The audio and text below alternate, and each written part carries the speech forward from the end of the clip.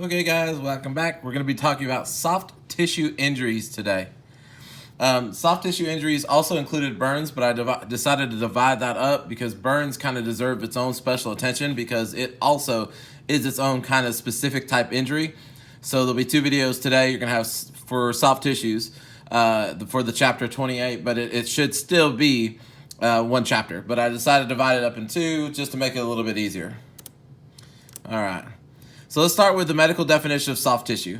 Body tissue is not hardened or calcified. Well, the only thing that's really hardened or calcified are bones. There are probably some other things that I can't really think of off the top of my head that might classify into this, but everything else then technically becomes soft tissue. So it's tendon, muscles, skin, fat, fascia. If it usually typically connects, supports, or surrounds bones, internal organs. So that's all soft tissue. So that leaves a myriad of things that can go wrong to a myriad of things that are on the body.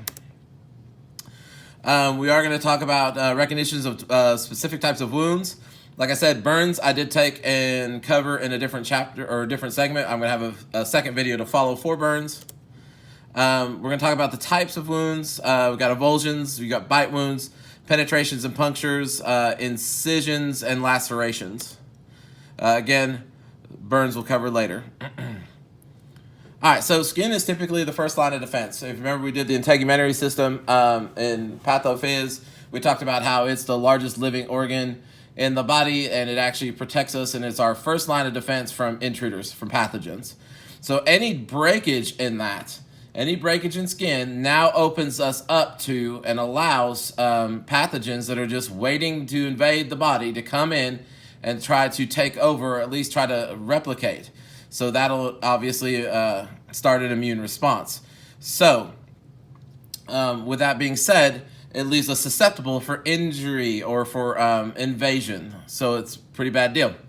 So what we try to do is we try to use dressings and bandages to try to control any type of penetration or laceration or any opening of the skin to the body. Well, they do cover this later, but I put it here because I did want to cover it and be up front. So a dressing is used to cover a wound, control bleeding, or prevent additional contamination. It's basically the 4x4 that you use to hold pressure with. Bandages are where you take those dressings that you've used or added to, and you basically start bandaging up and put together to hold it so you don't have to hold the dressing in place anymore. So remember the types of injuries we did talk about in our trauma overview. We've got blunt injuries where the exchange of energy between two things, but no skin is broken. You've got penetrating injuries where there is something that penetrates the skin and goes into the body. Like I said, we'll cover burns later, and then we kind of talked about in bleeding the hemorrhage, and we will talk about infection at some point. So it says two principal layers. You really have three. You can argue four layers, not really skin, but four layers of the outer body. You've got the epidermis, the dermis, subcutaneous tissue, which is your fatty layer, and then the muscle as kind of your protector as far as like maybe insulation from the outside or the outside world and letting things in, because we're all covered in muscle and the three layers of skin. You've got orifices that are aligned with mucosal membranes, basically like your nasal cavity and your oral cavity. Even though they're gateways into the body, they are covered in the mucosal membrane to try to, it's like a thick snot or liquidy type substance to actually try to catch and hold pathogens so they don't actually make their way into the body. So we have other ways, even though we do have entrances and exits to the body, we do have ways to try to protect ourselves at those entrances and exits. There's just a picture of the skin. You guys can review that on your own time.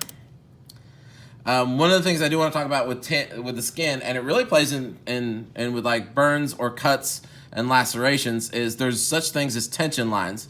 And these tension lines actually form the dermatomes, which is where the nerves that come out of the spine actually wrap around and serve in that area. So this picture is kind of hard to see, but in those dermatomes, or the set dermatomes, you can actually have where it comes in and served by that nerve that's coming out in that specific area. So that's kind of how things are divided up. And the thing about that is, though, if you're cut across the dermatome, you've got the tension lines that are there that form those dermatomes, and they are basically they are there to kind of hold and keep tension in that area. With that being said, though, if you cut across the dermatome or have a laceration or some sort of injury, it's a little tougher, not tougher so much, but it's when you stitch it up, it's just the stitching, it's a little bit tougher to keep and keep from using, especially we're in a dynamic tension area. Has anyone ever cut themselves on their hands? If you have, you'll notice that you've got high tension areas or in a muscular area that you use quite a bit. So when you go to bend that bend the muscle or use your hand, you wind up actually ripping and opening back up the laceration or the injury that's there. So that's the importance of the tension lines. So not only if cuts can follow, like surgeons will follow the dermatome lines. If they need to make incisions, they try to make incisions that go with the dermatome lines because it makes it for easier closing up of the injury. So when they close it up, it's not in a useful area or is pulling tension on it constantly. So it will heal or have a chance to heal a lot better. So that's kind of the line behind, or the goal behind the skin tension lines, dynamic and static tension lines, and the actual dermatomes themselves. All right, so let's get into it. Closed injuries. Closed injuries are basically injuries that are not going to actually break the skin. They'll be under the skin. Doesn't mean you can't have something broken. You can break a bone and still have it closed. When you actually have a open, especially broken bone that is penetrated and protruding, or has penetrated and then receded back into the skin or into the body, under the skin, it's called a compound fracture. That's basically where the bone is broke and broke the skin. I think we'll talk about that more in orthopedics. But basically what you're looking for are closed injuries. Typically what's going to give you a clue is a contusion and or AKA a bruise.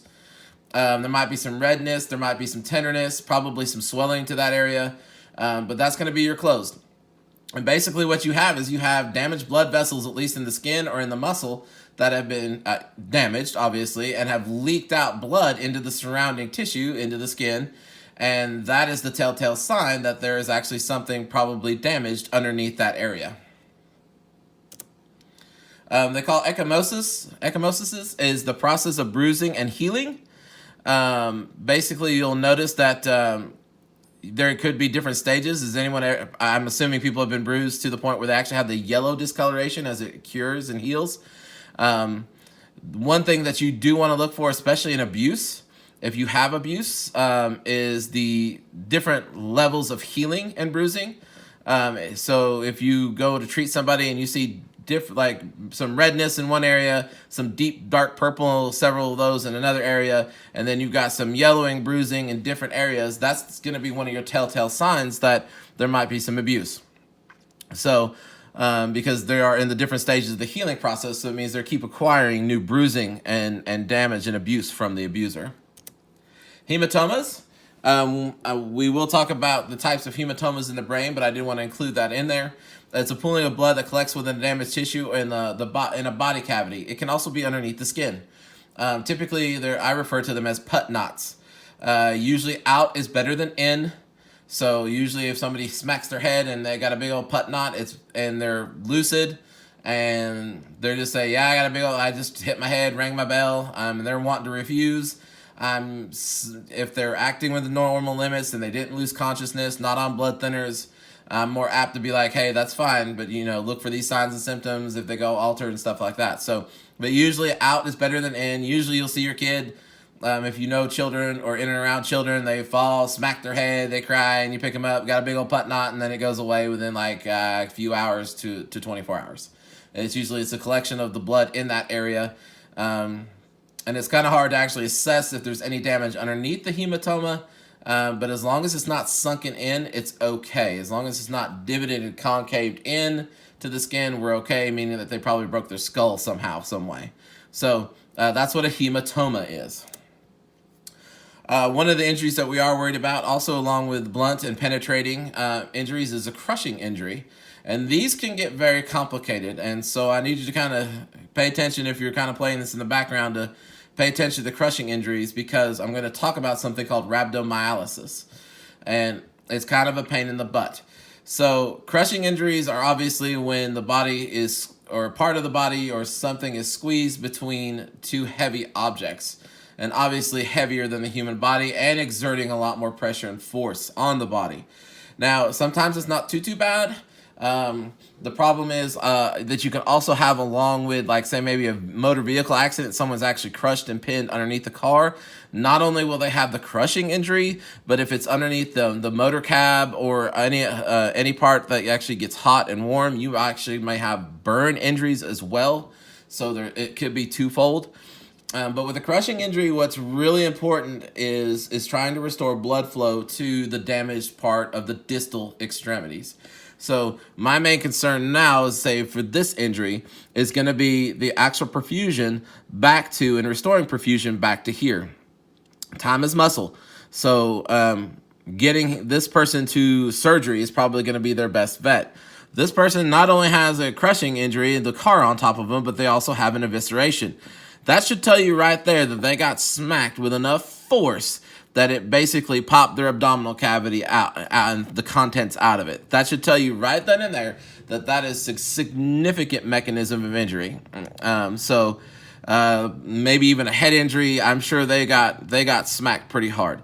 But the problem now is if you still have here, this is okay because there's probably, hopefully, some collateral circulation.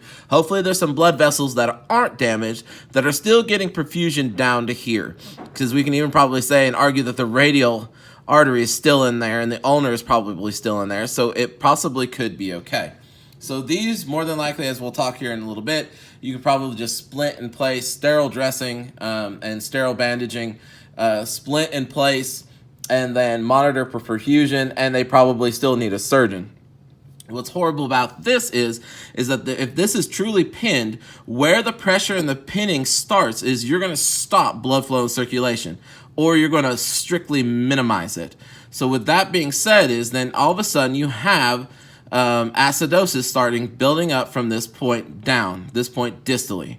So with that being said, then you're going to start having something called necrosis, and it's called rhabdomyolysis. And what is going to happen is the muscle cells are going to be the first to die. They're going to start dying and start breaking down. They start dying and breaking down, and something called myoglobin. Let's see if I go into it. I'll probably go into it here in a minute, maybe. Here we go. Yeah. Let me go ahead and just go into it since we're here. The definition of the muscle fiber breaks down, resulting in release of contents myoglobin into the bloodstream. What happens then is it goes into there. So when you finally, and it stays in that area, it's not going to move. It's not going to get circulated around because it's being, or it's going to be limited circulation.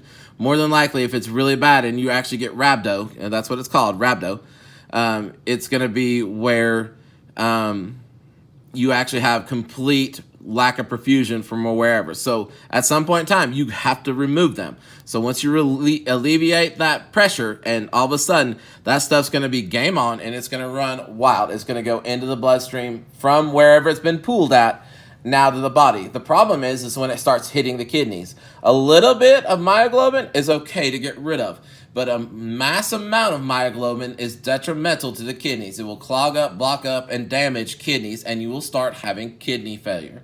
So not only do they have this horrible injury, they're acidotic. They need to start removing the acid, and one of the ways is through the urine system, moving it through the renal system. Now they can't because now you've blocked it up. So now you have this horrible acidosis that this patient's going to be in, and it's going to cause problems down the line. So there are some ways to combat it. I won't explain them to you yet because I don't want to give you too much information where you're thinking, but sodium bicarb is one of them, and fluids is also another. So that's what you're dealing with when you're dealing with rhabdo. Closed injuries. Remember, swelling is part of the body's defense mechanism for dealing with injuries. And the whole point of swelling is to do capillary permeability and to open things up and to have white blood cells come. We use heat and swelling to try to get the repair process started, and the body is looking to repair itself. So what can happen is that you can actually have an excess of swelling to an area if there's enough traumatic damage done all at once. If you look at this arm, the guy looks like Popeye. Big old forearms, but compared relatively to the body, the forearm's bigger than the bicep and the tricep. That's usually not anatomically correct. So what's happened is he's had that much damage done to that area where he's got significant swelling. Now there's something called compartment syndrome. Let me see if I go into it. No, I don't go too much into it, but I'm going to go into it with us. There's something called compartment syndrome, and what happens is it's the same thing as a crush injury, but there's no crushing. Now what you're going to have is the swelling is going to close down and clamp down on the nerves and the blood vessels, and it's going to start occluding arterial delivery of blood. And also it's going to keep from venous return, so you're going to start having engorgement. So not only are you going to be able to perfuse down there, you're going to have engorgement of the blood not being able to return. So it's not so much rhabdo here. You can have some with that, but really what's going to happen is something called they're going to call like a fasciotomy, or eschariotomy is for burns. But basically what's going to happen, he's going to have to literally have an incision made because there's so much damage to relieve that pressure to keep perfusion down in the hand and distal perfusion down to the injury. So that's called compartment syndrome. And typically what are the telltale signs for compartment syndrome is you'll have kind of weakened or loss of distal pulses, and you'll also have severe swelling to an area, plus like disproportional pain. Like the pain will be off the charts because it is so intense, because not only are they squeezing down on the blood vessels, they're squeezing down on every single nerve in this area. So it's stimulating the nervous ending, and it's going to be completely, everything is going to be in pain. So that's what you're going to have for compartment syndrome. All right, we talked about a crush syndrome. We did talk about rhabdomyolysis. Open injuries. This is even worse. Open injuries, not that closed injuries and open injuries should be compared that way, but open injuries to me are even worse due to the fact that now you have opened up a pathway for infection to get into the body. So with that being said, now not only do you have an injury, but now you also run the risk of infection.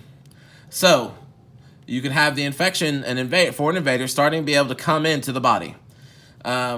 Abrasion, this is what they're looking and talking about right here, is just basically where you kind of scrape off the top layer of skin and start getting from the epidermis into the dermis. And it usually is kind of minimal bleeding, light bleeding.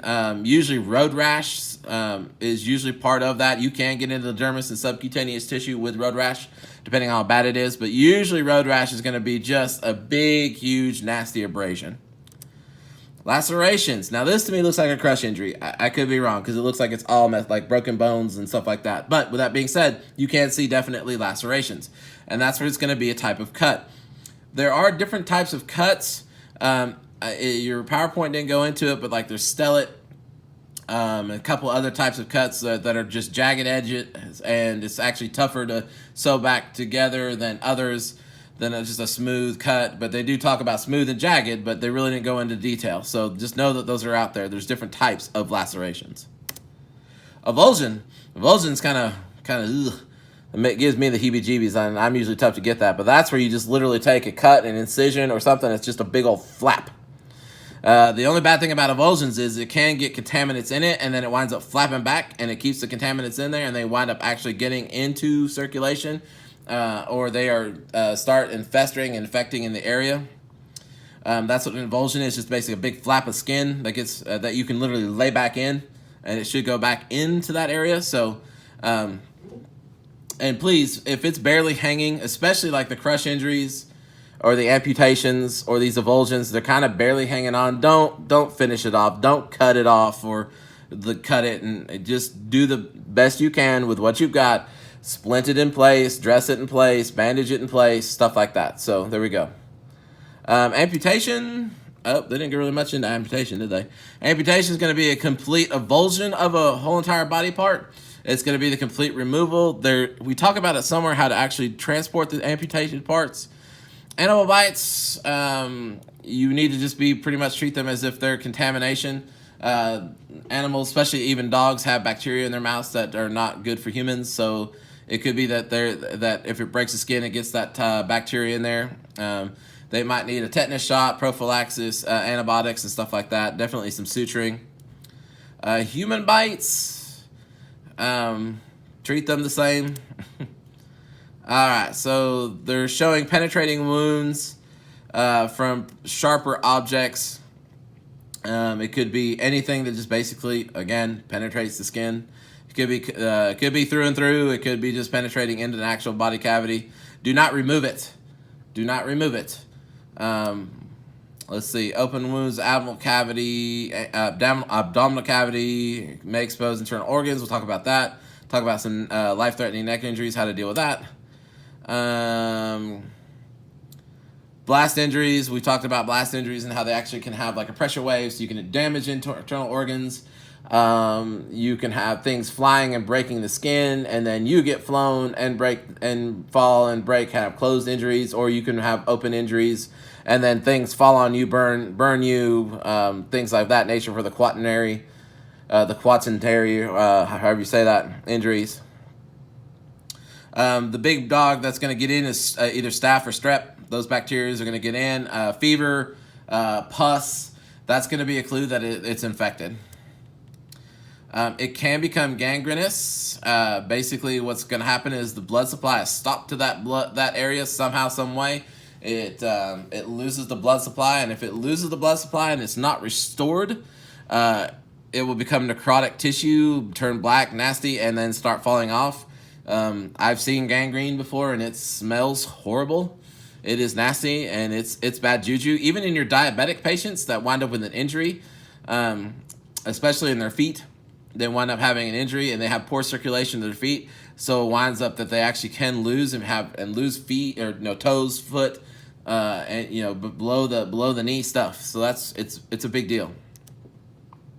Tetanus shot, usually any kind of cut from metal, dog bite, stuff like that. Usually they want to consider a tetanus shot needed every 10 years. If you can't remember when last time you got it, you probably need to go get it, and probably suggest that your patient needs to go to the hospital to get one. There's something called neck fash or necrotizing fasciitis. Fascia is a thin casing connective tissue that surrounds and holds every organ. So there's always fascia, like around your muscles, around your bones. Or there's like that thick, it's like a connective tissue, and it surrounds it, it coats it, it covers it. And what happens is neck fascia gets in there, somehow finds a way in, and it starts eating at the fascia itself. And as it eats at the fascia, it creates infection, and nothing's there to stop it. And then all of a sudden, the next thing you know, you've got neck fascia, and it's destroying your body from the inside out. Is nasty. I usually have heard that you get it from like lake water and stuff like that, contaminated lake water, and that's when it gets in. So I'm not saying don't swim in the lake, but just know what you're getting into. So open injuries, physicians should always evaluate them. People don't try to recommend it, and you'll be able to start learning as you do it. Like if it's bad enough and it's deep enough and it's horrible enough and they need stitches, they need to go. Recommend that they need to go, even though they're alert and oriented times 4 and they don't want to go. You need to recommend it, especially if it's a cut or a small abrasion. Okay, if they can doctor with some Neosporin, tell them Neosporin, sterile dressings, a bandage, sterile bandage, stuff like that. But if it looks like something that needs stitches, then yeah, they really need to go, and you should take them, and they should hopefully go and trust your judgment. So, with that being said, doctors are probably and worst case scenario is go online with a doc, and if he lets you send a picture to him, you can just take a picture with your phone and send it to him. So, and if not, make sure in your scene size up you dress it appropriately if they are coming with you. And remember, in trauma, especially with blunt trauma or even closed trauma, high index of suspicion for internal injuries over the area that's been affected. All right, so our primary survey. Remember, your X is to try to do. Sorry, Mason distracted me. X is to go ahead and do anything that's life-threatening immediately, right away. If you have to do it out of order. If not, do your A, B, C, D, E, mnemonic, which is airway, breathing, circulation. Your disabilities, which is your altered level of consciousness, and your expose your patient and see what you can find. Control your visible bleeding if you can. C-spine, especially in your trauma patients, you're going to want to consider it. Your ABPU, ABCs, breathing, circulation. Get your sample. If they're in pain, onset, provocation, quality, radiation severity, and time. If they're taking warfarin, they're probably a higher priority. That means that remember, the anticoagulants, they're not going to bleed or they're not going to be able to clot, or they're hemophiliac. They're not going to be able to clot and form clots. The warfarin is medically induced. Hemophiliacs obviously are genetically altered. So that means they cannot clot very well. You are going to have to either hold pressure and try to do the clotting for them and go quick, or hopefully you can slow it down. And sometimes, usually with the warfarin, it's just really a matter of holding pressure longer until the clot can form. So where you can hold it for like 4 or 5 minutes on one person, you may have to hold it 10 or 15 on someone with warfarin, just to go ahead and have the clot build up. Because it's not that they can't clot, they just have medicine that slows clot building down. Second one is you basically do your head to toe. Do your head to toe, you're looking for things and what you can and can't fix. Reassessments, it's all pretty straightforward. Don't forget your DCAP BTLS. Remember that. Also your tick and your turd. Don't forget those. There's turd in case you need it right there.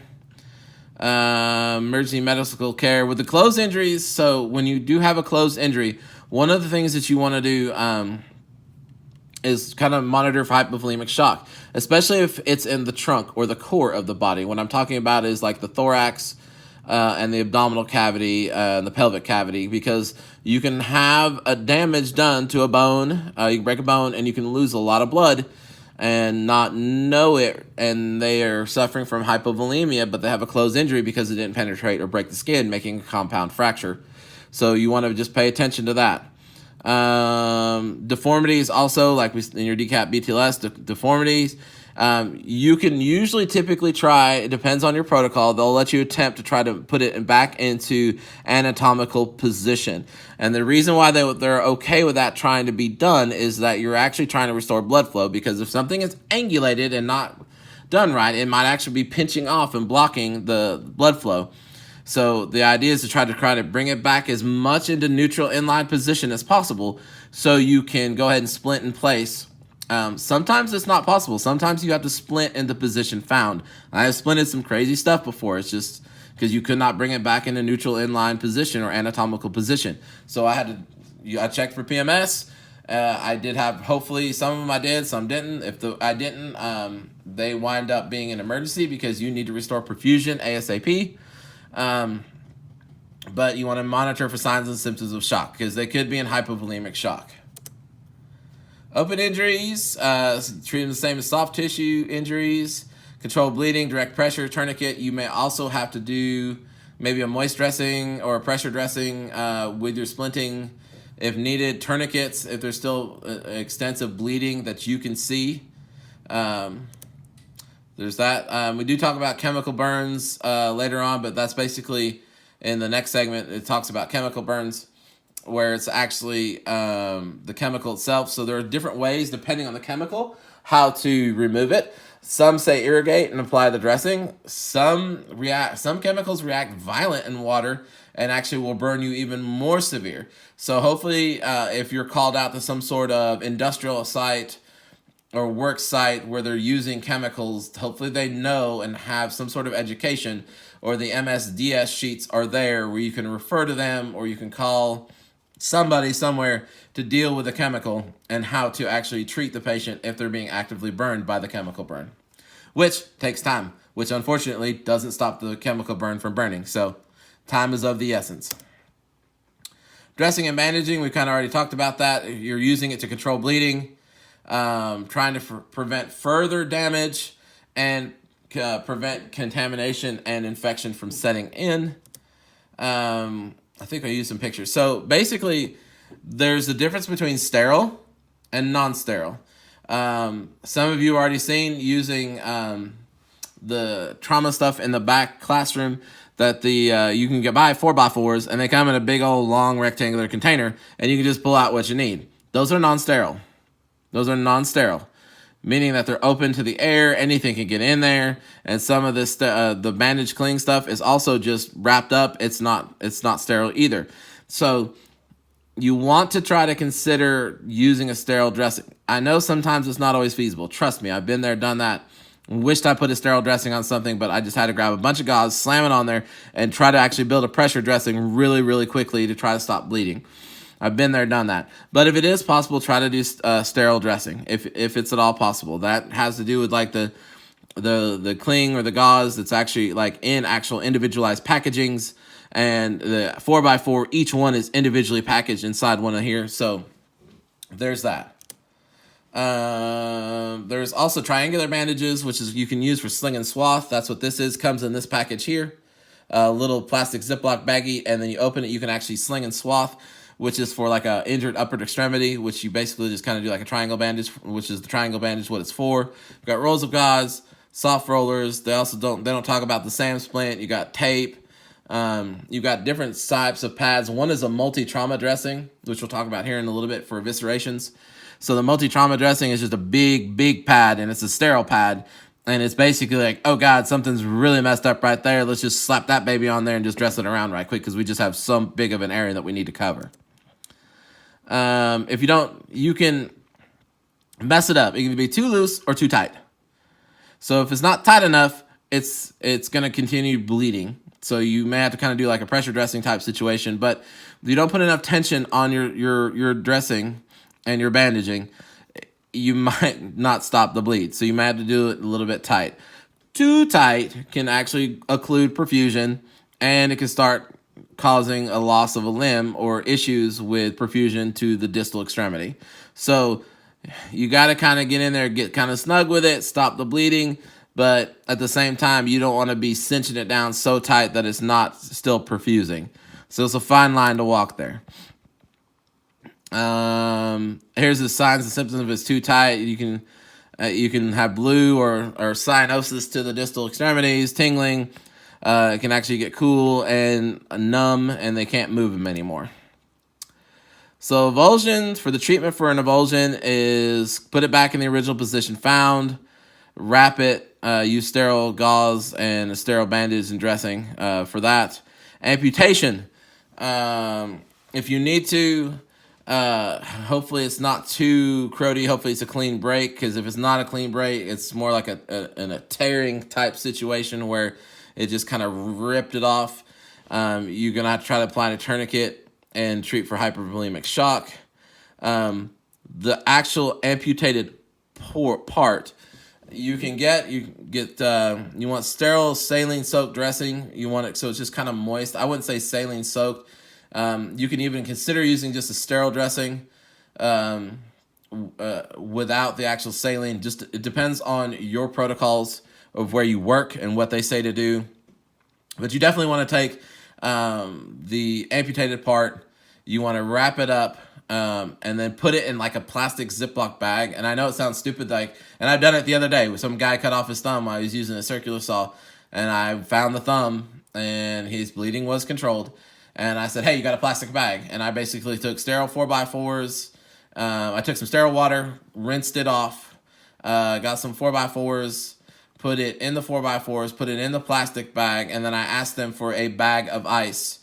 And I put ice in a bag, and then I put it in another bag just to be safe, so it wasn't touching the ice directly, because you do not want it to touch the ice directly, and then put that in there with that. So, and then I kind of folded it in half so the ice wasn't actually touching the actual amputated part. So the amputated part was up here, all dressed up nice and neat, and I took the ice at the bottom in a big, like, 1 gallon Ziploc bag and folded it over. So now it was laying on a cool surface, and the coolness was coming up through the rest of the bag.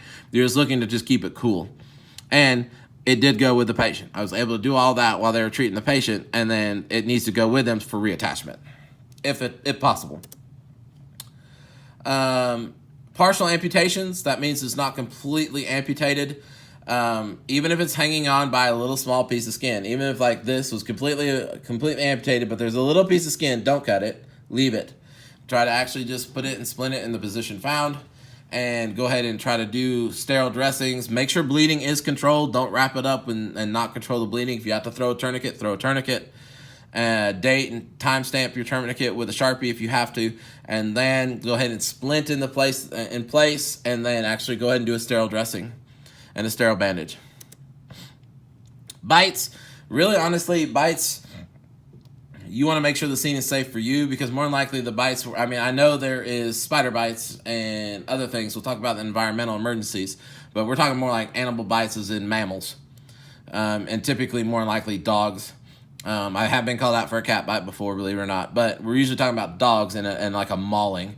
And that's actually a pretty scary situation, because if you're first on scene, and I have been first on scene on a dog mauling, and it wasn't one dog, it was actually several dogs ganged up together, and they mauled a woman, and they were her dogs, and they just turned on her for some reason. And she was just bit up and tore up all over. And so, but they're still there, and they may not be done. Something inside them made them snap, made them turn, and sometimes it's like a light switch. They just maul one time and they're fine, but usually they wind up being put down. So make sure you also, if you have animal control, have them en route as well. Immobilize, splint, bandage, sterile dressings if you can, and just go to the emergency room for an evaluation and cleansing. Penetrating wounds. So if it's big enough where it is affecting circulation, because we don't know, because that right there, that's looks like a knife or some sort of impaled object implanted, probably maybe even possibly into the femoral artery.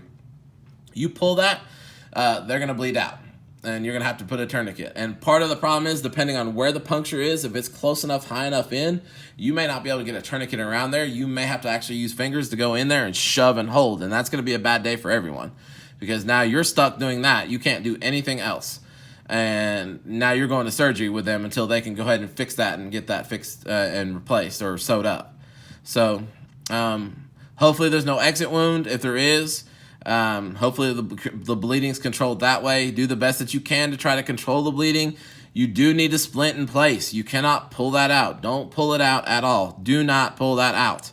So with that being said, you're going to have to splint it in place in the position found, and then put them in a position of comfort, which is not going to be comfortable with something sticking out of your body, and then transport them in the position of comfort. So do the best you can with that. Usually use a bunch of bulky dressings. That's a bunch of gauze rolled up and just kind of crisscrossed like a log cabin up, and then they're just trying to actually wrap it and just hold it in place. Impaled object into the neck. That's going to be real tough, because there's several things in the neck that you need to be very careful of. One of them being your carotid arteries, or the arteries that flow up to the brain. If you nick one of those, it's very difficult to put a tourniquet on one of those. You can't tourniquet the neck or anywhere in the core, really. So tourniquet the neck, you're going to be choking someone. So you may have to hold pressure. We had a guy using a chainsaw that wound up cutting his neck, and he nicked his carotid arteries. And my sole purpose in life was to get him to a hospital 55 miles away. My whole purpose in life was to hold and keep a sterile dressing on his neck, and keep the bleeding. And we would hit bumps, and I'd come up and it'd bleed a little bit, and you're like, oh my God. So you're just having to shove. My whole sole purpose in life was to shove my fingers into his neck where the artery had been nicked and hold pressure on it. That was it. That was my sole purpose in life. Also, you're worried about nicking the trachea, because now you've got another pathway for air to come in and out. So you might be able to breathe in, but air might leak out, and you could actually have something called subcutaneous air. You can actually have air that leaks into in and around the clavicles, and if you listen to it, you'll hear like a Rice Krispies sound, because the air is just up underneath. I know that sounds silly what I just did, but that's the whole concept of it. So what you got to do is you got to put an occlusive dressing. And what those are is a dressing that you have that is just literally all tape. And they make them, and hopefully your service has them in different sizes. Usually we have the big ones that you can just cut whatever size you need it to be and then put it on there. That way, hopefully it'll keep air from coming into and causing subcutaneous air, and hopefully and that's really all they're good for, because hopefully they haven't nicked or hit any of the vasculature that's in there. But I did this just to show you as well just what it looks like. You can actually, how you can use it. You can actually put a dressing and put occlusive dressing over it. So it's very helpful. Gunshot wounds. Remember, if you've got a entrance wound, exit wound through and through, you're looking and thinking about cavitation and the velocity and the angle it took, and what organs are between point A and point B of where it came out. So remember, this probably got displaced this far, like with the amount of energy that went in. So you've got displacement this far. So whatever is through here to the other side of where that exited out, that's going to have more damage than just the actual gunshot wound and the penetration that goes through there. So keep in mind the cavitation in and around the area. So if it's shot to the chest, it might just involve the lung, but it could involve the great vessels. It may have damaged the great vessels. It could have damaged the trachea. It just depends on the cavitation and where the location of the actual gunshot wound itself. Abdominal wounds. So if you do have the evisceration, like before, we had the woman that was had the car on top of her and she had an evisceration. How you handle an evisceration, you really can't stop bleeding in the abdominal cavity except for just try to treat for shock and go, emergency, emergency, emergency. So, but if you do have an evisceration, you're going to take your trauma dressing. Remember, I said that was the big pad. It was a big pad, and you'll use sterile water. You'll soak that with sterile water. You'll kind of wring it out so it's not too wet, and then you'll place it over the eviscerated organs. And that should keep the organs moist. Then you need an occlusive dressing that goes over the size of that. I do not have that, but you can use, if you didn't rip it, usually a trauma dressing, it's either in a full paper container. Sometimes you're very lucky. Sometimes it is paper on the front, plastic on the back. Well, if it's plastic on the back, it means it's bigger than the trauma dressing that was inside the package it came in. So you can actually use that back plastic, if you rip it completely off the paper side, put that over the trauma dressing, and then use tape. We have duct tape as well for trauma patients and using backboards for head securements. So use trauma. You might have to use the duct tape to actually go ahead and put that over there, and then you'll have hopefully sealed the contents inside with a nice sterile moist dressing. The name of the game is to have them bend their knees or get into some sort of fetal position of comfort to try to keep from the gastric contents or the internal abdominal organs from coming out even further. So you want them to flex their knees if possible, get in some sort of position of comfort where they won't do any more damage. All right, that's it for soft tissue. I'm going to kick over to burns.